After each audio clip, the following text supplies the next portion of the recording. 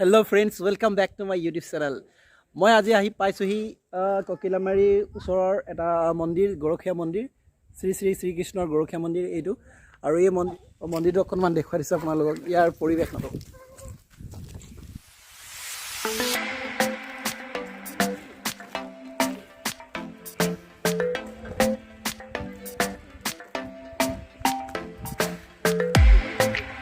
এই মন্দিৰৰ চৌপাশটো আপোনালোকে চাব পাৰিছে এনেধৰণৰ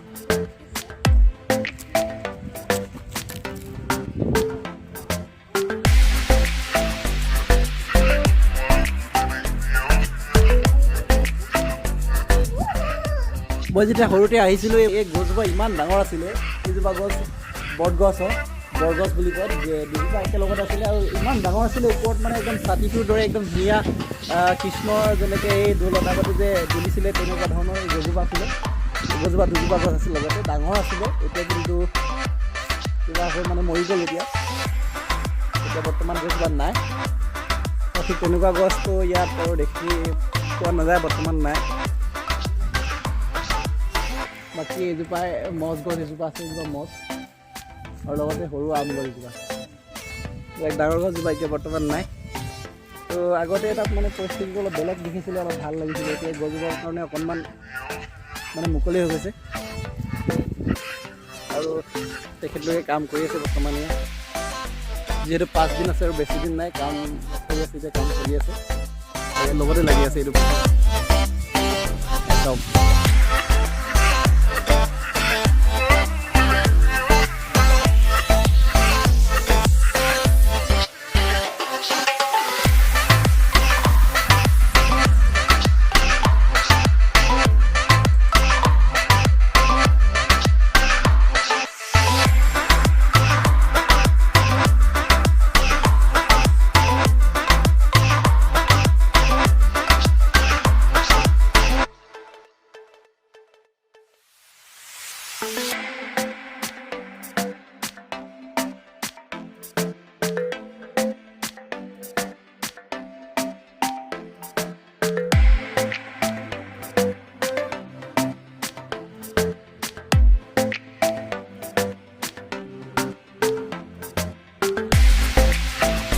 আপোনালোক আৰু এটা কথা কৈ থৈ যাওঁ এই মন্দিৰত মানে আমাৰ গুৱাহাটীৰ পৰা আৰু মানে আমাৰ মহানগৰ গুৱাহাটীৰ পৰা আৰু অন্যান্য ঠাইৰ পৰাও ইয়াত ভক্ত লোক আহে গতিকে ইয়াৰে এজন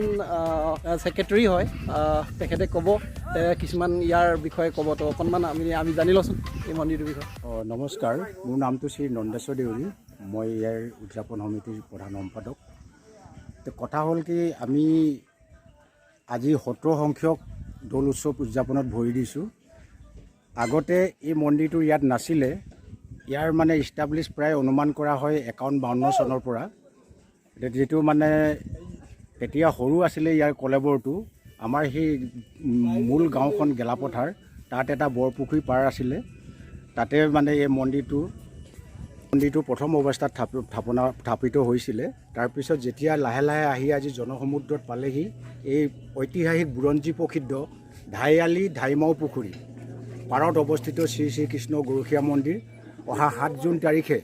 7 মাৰ্চত সন্ধিয়াৰ পৰা এই পূজা অৰ্চনা কৰা হয় প্ৰতি বছৰৰ দৰে এইবাৰো বিয়াগুম প্ৰস্তুতিৰে বিশাল সমাৱেশেৰে এই দৌল উৎসৱ আয়োজন কৰা হৈছে ইয়াত বিভিন্ন প্ৰান্তৰ পৰা মানুহ ভক্তগণৰ সমাৱেশ হয় প্ৰায় লাখ লাখ ভক্তৰ ইয়াত সমাৱেশ হয় গতিকে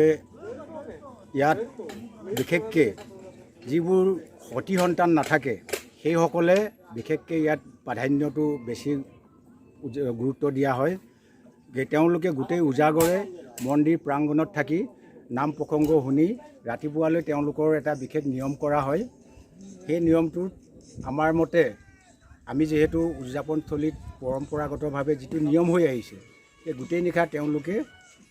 উজাগৰে থাকি ইয়াত নাম কীৰ্তন শুনিব লাগে আৰু ৰাতিপুৱা তেওঁলোকৰ আচল কামটো কৰা হয় যদি যোৰা বেছি হয় তেতিয়াহ'লে মানে 3 পাক নহ'লে যোৰা যদি কম হয় তেতিয়া মানে 7 পাক 5 পাক তেনেকৈ প্ৰদক্ষিণ মন্দিৰটোৰ চাৰিওফালে মানে ঘূৰিবলৈ দিয়া হয় তাৰপিছত তেওঁলোকক মানে মণিকূটৰ ভিতৰৰ পৰা প্ৰসাদ আনি পূজাৰীসকলে বা আমাৰ স্বেচ্ছাসেৱকে দিয়েহি আৰু ইয়াত প্ৰসাদ লৈ যদি এটা কল পায় পুৰুষ প্ৰকৃতি দুইজনে মানে ভগাই খাব লাগে। এপাহ যদি ফুল পায় সেই ফুলপাহ দুইজনে সমানে ভাগ কৰি শিৰত ল'ব লাগে আৰু তেওঁলোকে ইয়াৰ পৰা গেটৰ পৰা পাৰ হৈ চিধা মানে তেওঁলোকৰ নিজৰ বাসস্থান ঘৰলৈ গুচি যাব লাগে। বৰ্তমানৰ আমি এইখিনিকে জানি আছোঁ। ময়ো এই বছৰৰ কাৰণে নতুনকৈ সম্পাদকৰ দায়িত্ব লৈছোঁ। পৰৱৰ্তী সময়ত যদি ইয়াৰ বিস্তৃত ব্যাখ্যা থাকে আকৌ লগ পালে সবিশেষ জনাম বুলি কৈ সামৰিলোঁ। ধন্যবাদ। ধন্যবাদ আপোনালৈ। আৰু ইয়াত মানে আহোঁতে কিবা আনিব লাগিব নেকি সেইটো কথা কৈ দিয়ক। ইয়াত মানে বিশেষ এনেকুৱা হয় যে আপুনি কি উদ্দেশ্য লৈ আহিব। ইয়াত মানে গোটেইটো মাহ প্ৰসাদেৰে হয়। মাহ প্ৰসাদেৰে মানে আৰু ধূপ ধূনা ঘিউ চাকিয়ে ইয়াত মানে চাকি জ্বলোৱা হয় ভগৱানক ভক্তিৰভাৱে। আৰু ইয়াত বিশেষ অন্য নিয়ম বুলি ক'বলৈ নাই। আপুনি যিভাগে বিচাৰিছে সেইভাগে তেওঁক মানে আপোনাৰ নিজৰ অন্তৰত বিচাৰিলে হ'ল আৰু।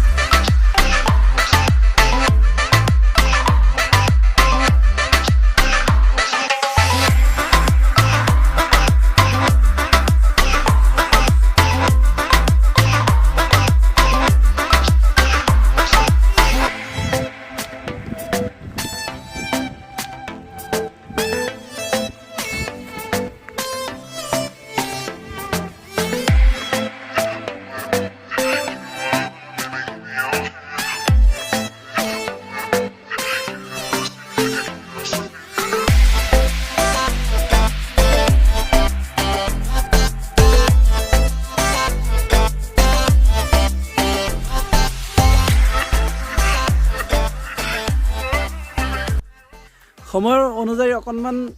সলনি হৈছে, কাৰণ আগতে এই ৰাস্তাটোৰ ফালে এই ৰাস্তাটো আগতে ইয়াত আছিলে, যিখন এতিয়া তাত গেটত বনাইছে, দেখুৱাম বাৰু আপোনালোকক। তো এইফালে আগতে ৰাস্তা আছিলে আৰু এই ৰাস্তাৰ পৰা চিধাই আহি যিসকল আগতে ইয়ালৈ আহিছে তেখেতসকলে নিশ্চয় জানে, এই ৰাস্তাটোৰ পৰা চিধাই আহি এইফালে আহি চিধাই ইয়াত চৰণ ধোৱাৰ ঠাইত যাব পাৰি ডাইৰেক্ট।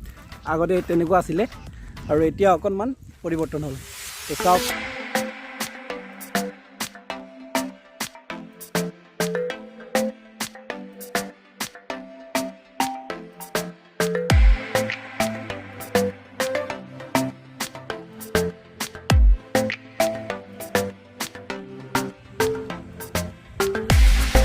আপোনালোকে যদি আগতীয়াকৈ আহে তেনেহ'লে এইখিনি ঠাইত ফটো উঠিব পাৰিব আপোনালোকে।